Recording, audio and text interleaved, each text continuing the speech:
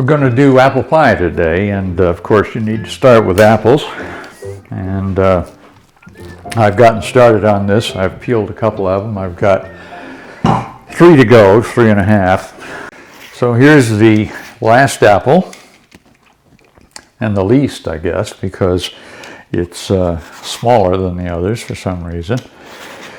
And I'll just finish this off, and I'll show you what happens next, which is to slice it. It's 1, 2, 3, 4, 5, 6, 7.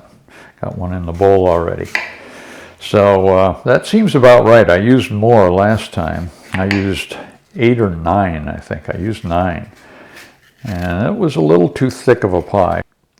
Granddaughter Alice has been suggesting that instead of doing videos about my running and biking and weightlifting, I should do a cooking show. I don't know why exactly. I think she watches some. She's actually a pretty good cook. So I decided, after I challenged myself in the video that I made one of my weightlifting videos in the This Old Man series on my video channel, my YouTube channel, I said I'd make a pie and show how to make the best apple pie on the planet. So that's what I'm doing. All right, so there's 1, 2, 3, 4, 5, 6, 7 apple cores. If I could juggle, I'd do it, but I can't. See? Let me take one more time.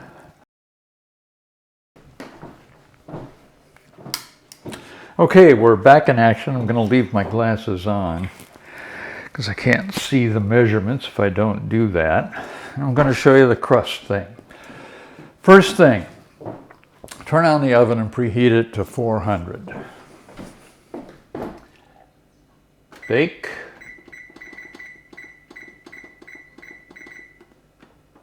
There we go. And just take a peek. Make sure the racks are in the right place. They're a lot easier to move around now than they will be when they're hot. And make sure somebody didn't leave some leftovers in there of something that's going to catch fire or burn or something like that. For our pie crust, I've got the measuring stuff all out here. I got my measuring spoons, I've got my Crisco, I've got my flour, and got my sugar. I don't need the sugar right now, so I'm going to shove that over there. And we'll start with the flour. I'm going to put in 2 cups of flour. And that can be less precise than you would think. So I just dip in, get a cup out of there from that. Try to get another one that's pretty even. Kind of level it off here. And that should be fine. Maybe just a touch more. Doesn't matter, because it's all in the shortening and the moisture content. So I need this later to salt my surface so I can roll all this out. So salt goes in with the flour, and you got to mix that first. So half a teaspoon of salt. I just kind of fill up a little there on my hand that looks like a half a teaspoon and toss it in there, and then toss the rest out if it doesn't seem like the right amount, so it's fairly approximate. And then here's a pastry mixer. I had this for a long time, and it has a wooden handle that spins, so it's not so easy, but I'm used to it and I like it. Tradition. So I'm just mixing the salt in with the flour now. So that's pretty good. We got it all mixed in here pretty good. And we're going to add the shortening. And I just measure it out by just taking a knife and sticking it into the measuring cups. And I have to sort of jam it into the sides of it and the corners. Not corners really, but the bottom, to make sure there's no gap in there that means I'm not getting the right amount of shortening. Now I've got a half a cup, so I need a quarter cup to make it 3/4, and I've got another one, I think, right, yeah, here's a quarter cup right here.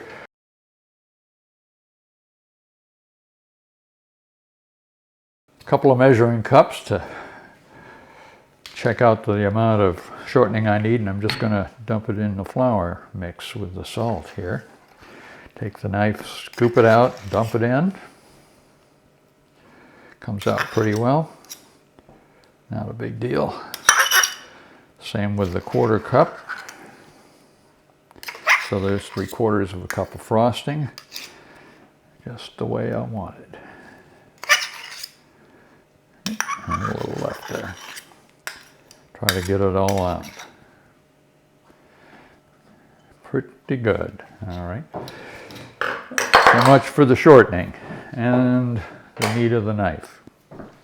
All right, now I got to blend it. That's what this pastry blender is for. So simply a matter of chopping away at it with the blades of the blender and in the salt here, and until you get it down to the consistency that looks right.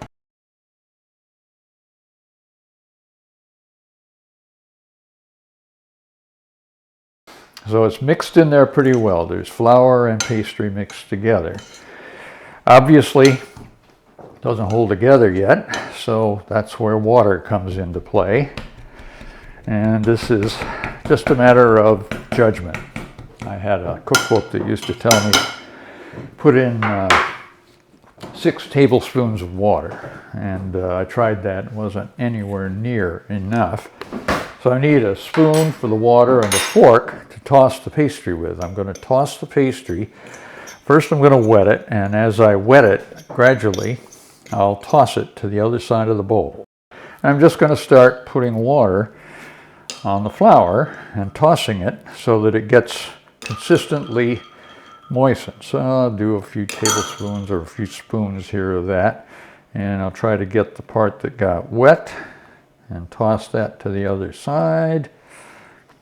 It can be a little frustrating at times, but it's flexible. You can kind of adjust. You don't have to get it all consistently tossed to the other side. And now, here comes the first point at which you might get really frustrated. But have patience and stick with it, and you'll be all right. I got that all wet. I got to have a dry surface here, sort of, in order to roll out my crust. I'll tell you more about that in a minute. All right. So I've got this damp dough, and it's been wet, moistened, mixed, blended. So now I'm going to make 2 balls out of it. 2 balls of dough that will cohere, I hope, and give me the beginnings that I need in order to roll out a bottom and a top crust for this pie. Now here, you might get a situation where part of the ball is wetter than another part of the ball. So that one held together pretty well, came together pretty well. I think it's about the right size. I'm just going to add a little more. You just sort of go by the feel of the dough in your hot little hands here. So feels about like the right size to roll out a good pie crust. Don't mess with it too much. Don't manipulate it. Just push it together so it coheres. Now, let's see if I did a good job of judging the size of that ball, because this is what's left. Try to get it all out of the bowl, which is sometimes a little tricky, but I think I'm going to be okay with this. It feels like it's going to be an okay pie crust. Sometimes you can tell right off it's going to be difficult. You just have to face the fact that it's going to be difficult. Okay, there's 2 pretty good balls. I'm just going to roll them around here. Pastry. I'm going to just try to form them as well as I can. Now, I can put one back here in the bowl, put that over here out of the way. And then I'm going to clear space here. I've got my 2 balls of dough that I have formed from the blended pastry and the moistening thereof. And I'm going to make one the top crust and one the bottom crust for my apple pie. Put those here. Here's my pie dish. So my bottom crust has to fit into this. And then my top crust, after I put in the apple filling, has to fit in over the top of it. And there is the rub for all of this. This is where it can get tricky and frustrating, but let's see how it goes. Now, I should point out that I'm using the table surface here, this table that we used to sit at and dine at in the kitchen. And I often use the countertop, which is over to my right here. And that's a little bit smoother. It's a Formica countertop.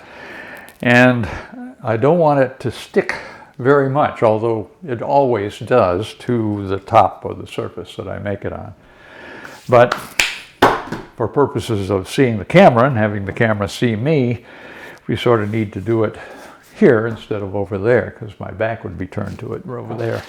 So I'm going to try it over here and we'll see how it goes. I'm sure it'll work out somehow one way or the other. I'm going to put the surface of flour on here to make it lessen its ability to stick, although it doesn't really prevent it completely. You still have to be aware that it's going to stick a little bit.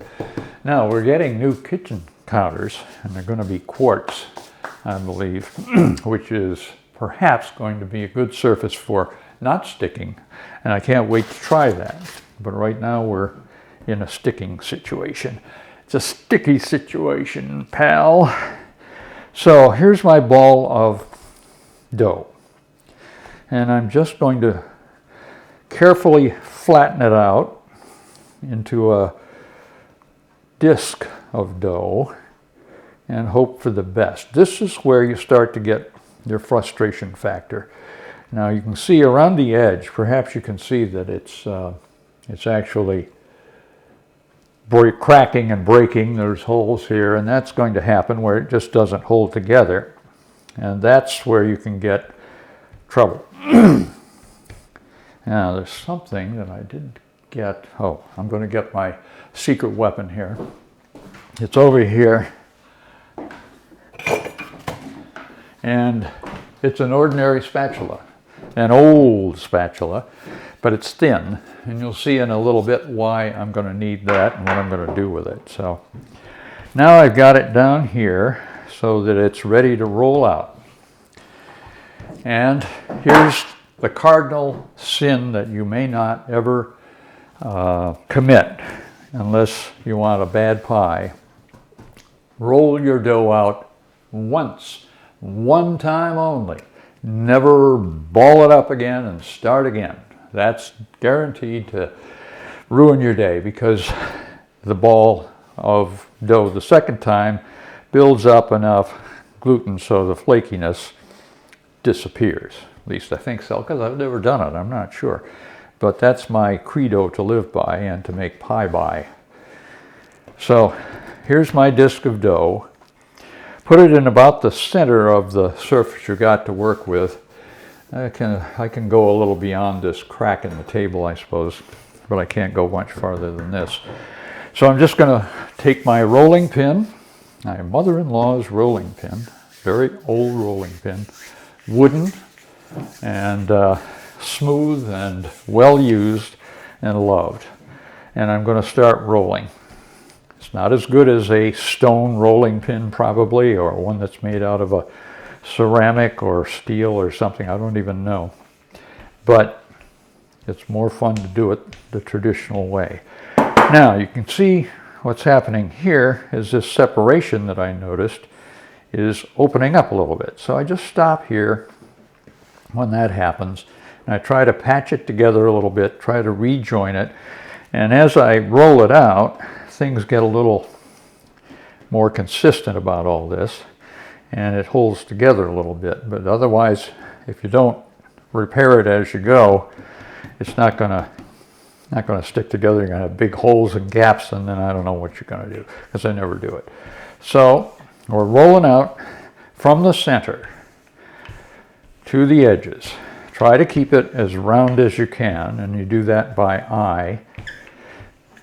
If you get it out of shape, obviously your circular pie dish isn't going to like it. So you get a little repair going over here, a little over here. There's a gap there. I'm just going to punch it back together. This doesn't count against the tough pie crust. And it's nice here because it looks like this is still not sticking in appropriately to the surface of the table here.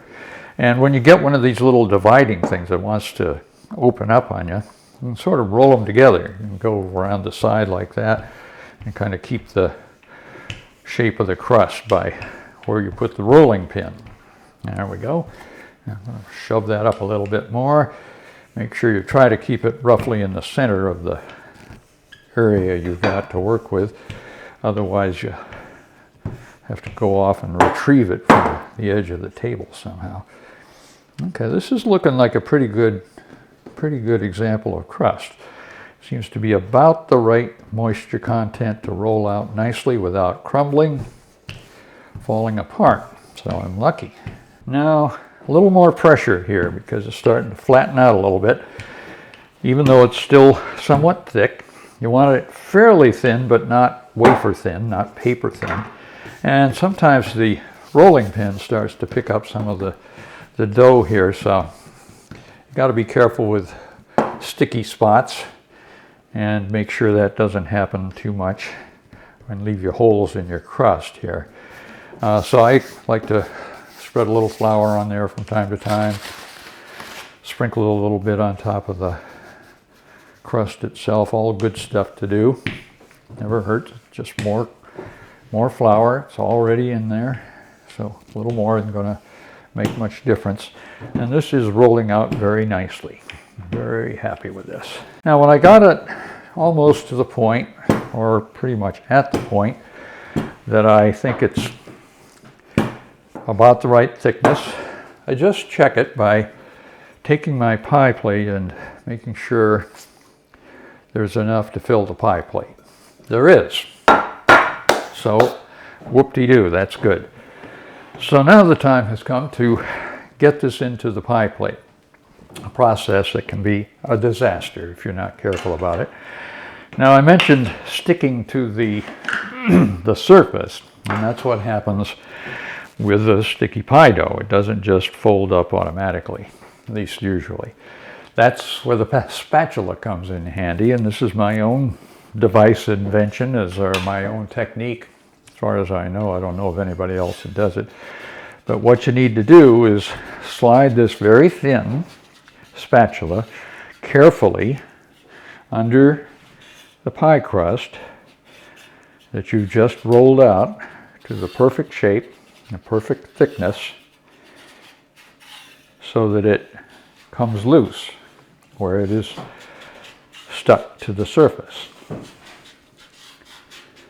And if you get that a little bit off, or you're not careful and you catch the edge, what happens is you rip your pie crust. And then when you do that, you tend to fold it under itself, and it all seems to fall apart. There's always something you can do to retrieve it without rolling it out again. So once you kind of get into the center or close to it with the spatula, I could go all the way around. I used to, and I think I will actually, and just get as much of it loose from the edges as I can. This is actually working better than the countertop. I should have been using the table all along. I didn't know that, because this is actually much easier than usual. So use a wooden table rather than the countertop. Now what we need to do is we need to fold it in half so we can pick it up and put it in the pie dish. So this is where it can also become a disaster. So get as much of the first half of this as you can and just fold it over there halfway. Okay, it worked fine. Now you can loosen it completely, because you can get in there very easily without damaging the edges. Never rush it. When it starts to move of its own a little bit like that, it's loose, so you're good. Notice the bottom isn't at all smooth or nice and smooth like the top. It's all right. It'll be fine. So now all we got to do is get that into the plate. And that is, again, somewhat delicate. I try to get this crease here at the halfway point of the pie plate. So I just kind of aim for that with the edge of my crust. And that's pretty good. If you don't quite get it, you can still adjust it. And then carefully unfold it and do the fit into the pie plate. And I have to say, that's as good a job as I've done of that in a long time. Sometimes it falls apart, there's holes. And the thing is, you can usually retrieve it because you've got flexible pie crust here. Try to neaten it around the edge here so that you got a kind of a lip sticking up. Now, I'm not one of those people who like to have a decorative crimp or some kind of pattern around the edge of my pie crust when it's all put together. I wouldn't mind doing that, but I just don't know how to do it. And I'm not good at it, and I just don't care. As long as it seals up and holds together, that's all I need to worry about as far as I'm concerned. So now I'm just going around and making the pie crust sort of stand up a ½ inch or so from the edge of the plate. And you can just adjust that, shove from the bottom if you want. If you get a hole in here, just close it up. Picking up some extra pieces. If you got a little too much there, just pull it off. You might find a spot for it later, or just keep it there and use it. I mean, you can just have thicker edges here if you want to. The more crust, the merrier, as far as I'm concerned. I love pie crust.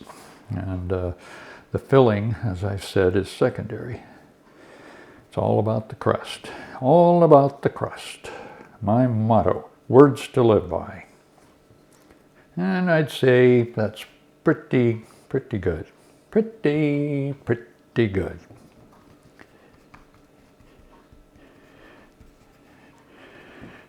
So that looks pretty good, doesn't it? Got a few crumbs on the bottom, no problem. It's ready for the apple filling. So I'm just going to put this over here. We still got our other ball over here to roll out. I'm not going to do that until I get the apples in the pie. Ground cinnamon and flour is out. The measuring spoons are out. Sugar is out. So I think I'm ready to make this work. So wait a minute, I'm going to cut off a little piece of apple skin that I see there. Not that it hurts, it's fine. In fact, I'll have it. Now this is where the cookbook comes into play. I have to use that for my instructions on the spices to mix with the apples. And I'm going into this ancient tome, looking for pastry, which is here. And I go to perfect apple pie, and you see it's all mixed up. We've got it all marked up here, I mean, so that we can get the stuff right. So 1 cup of sugar, 2 tablespoons of all-purpose flour, 3/4 of a tablespoon of ground cinnamon, a dash of ground nutmeg. That's it. So let's just throw it in. And I'm going to start with the sugar.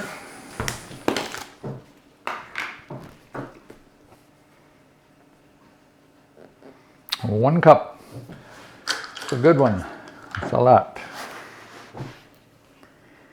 Sugar is sugar. It's important. Wouldn't be any kind of decadent dessert if it didn't have sugar in it. Oops, wait a minute. I'm not doing that right. You don't put it directly into the apples. You mix up. I should have remembered that. It won't hurt to have a little bit in there. I'll just put a little more in there. And you mix it up in a bowl, then you put the mixture into the apples. That'll be fine because I didn't get far with it. So now I need 2 tablespoons of all-purpose flour, which I have right here from the pie crust. There's 1 tablespoon. Whoops, that's 1.5. Good thing I looked. Looked a lot more than a tablespoon.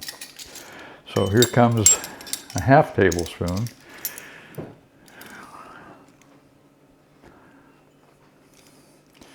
In order to make that even.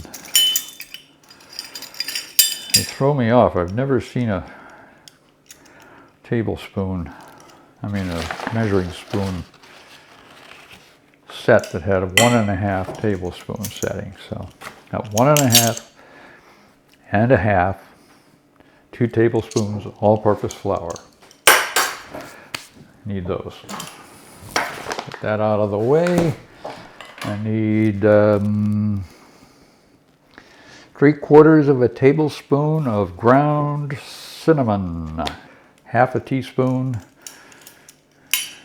and now a 1/4 teaspoon to make 3/4 of a teaspoon of ground cinnamon.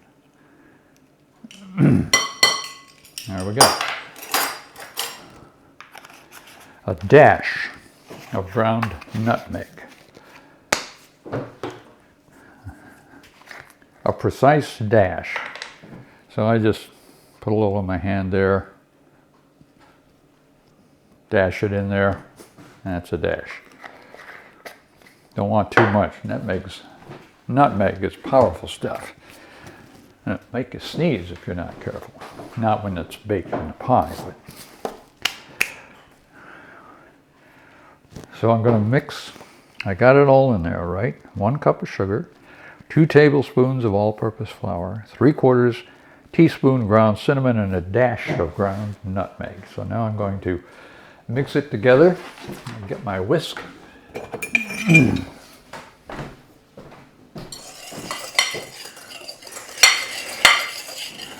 Make sure all that's combined nicely. So when it goes into the apples, it doesn't have to find its own way to disperse. This gets it all dispersed. You ever wonder why stirring it around makes it evenly dispersed? Why wouldn't all the cinnamon one time just stay in one place, even though you stirred it like crazy?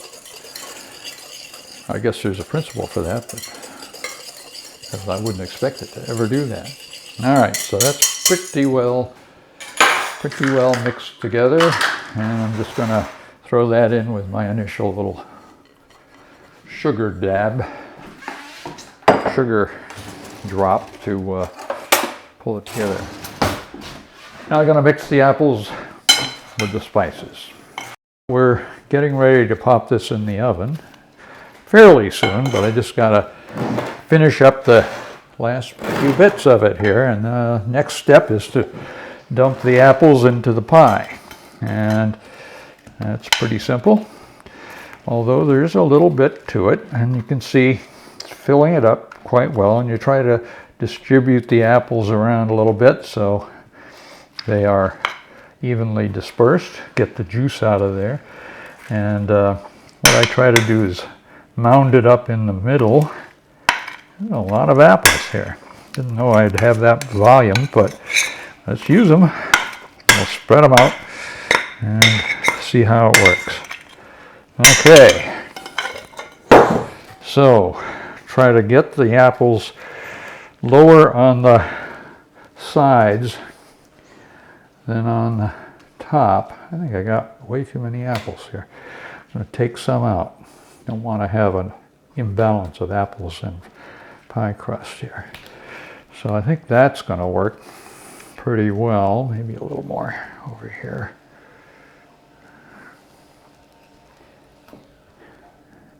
Just kind of get them arranged so you get a nice looking mound of pie. And you do get some settling, obviously, when this stuff all cooks down. You have a little flatter pie than when you put it in. Put another one over here. Maybe one over here.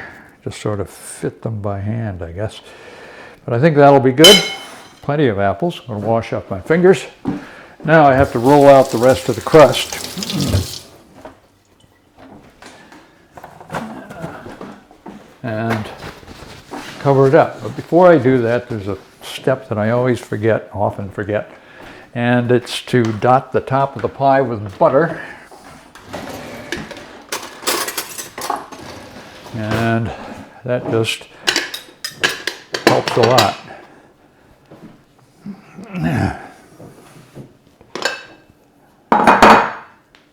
And so I just take little pieces of butter and distribute them around the pie before we put the top crust on.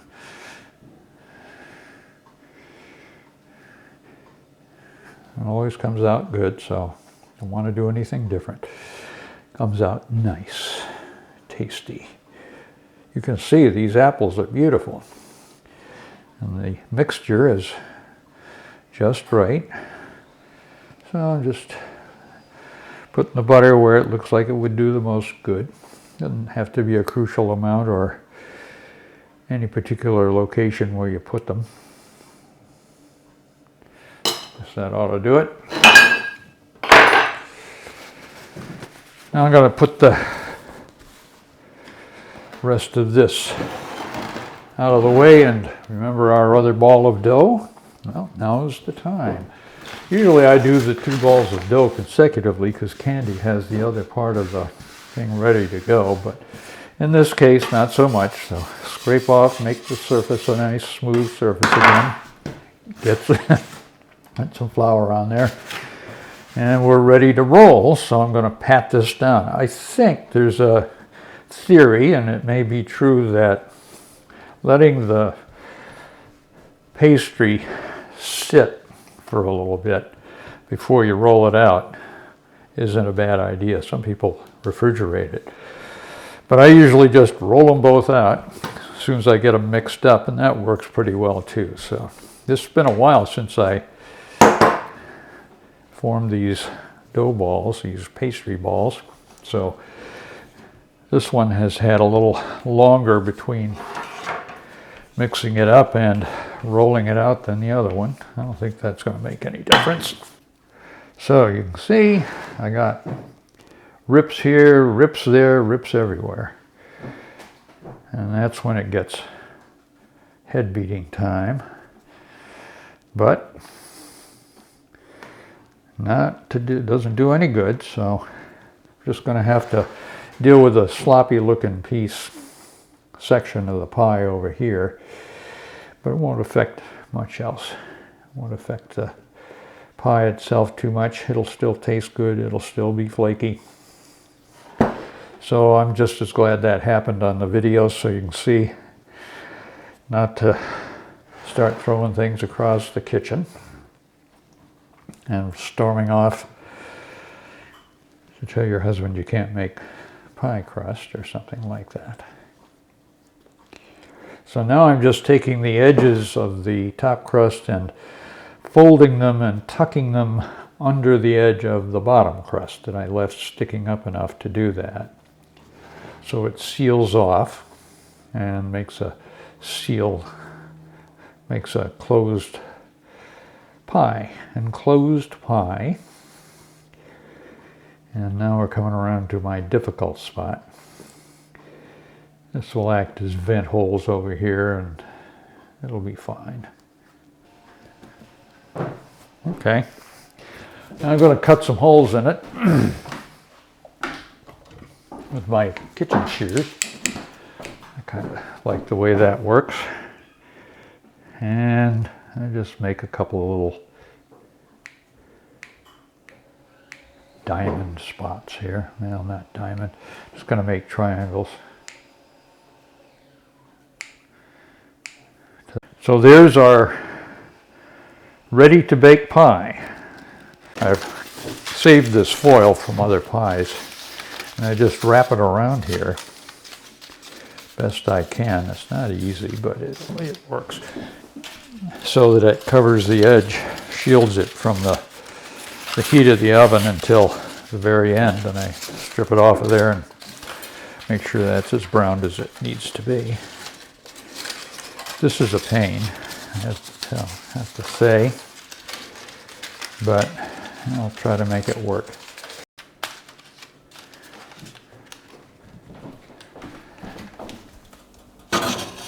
There we go. Got it pretty good. All right.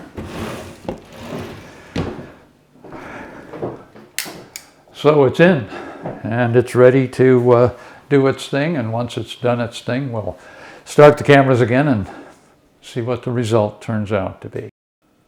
5, 4, 3, 2, 1.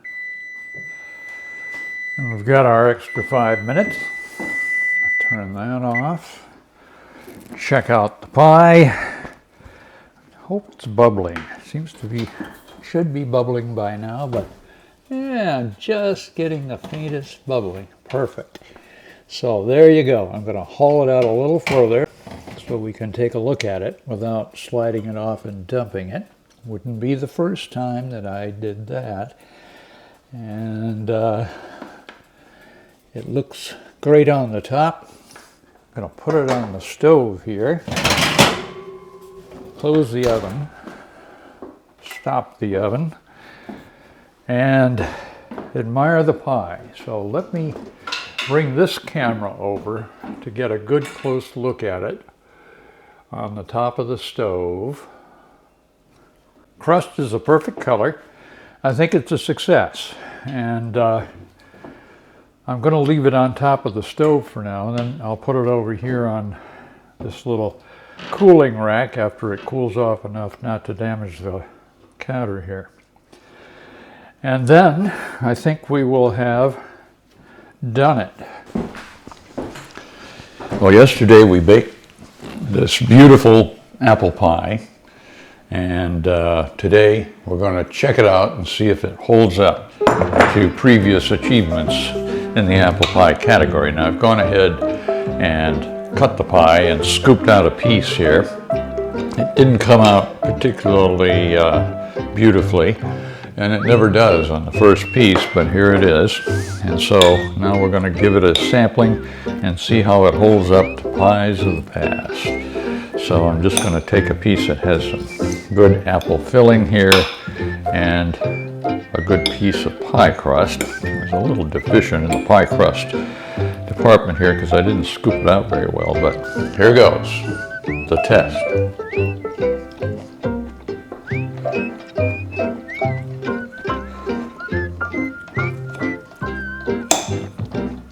Yes, it works. Now here's a piece with a little more pie crust. I love this edge crust here. And so I'm going to get a piece of that and some pie here.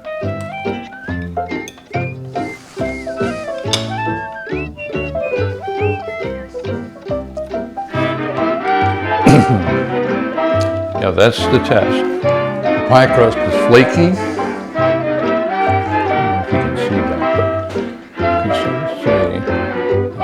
It is. It's just flaking off there. It's there.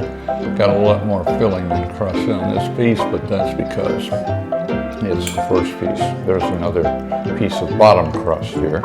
Came out fine. So there you are. And here's the completed pie minus one piece. And it has worked once again to show that if you do it right, you can make the best pie on the planet.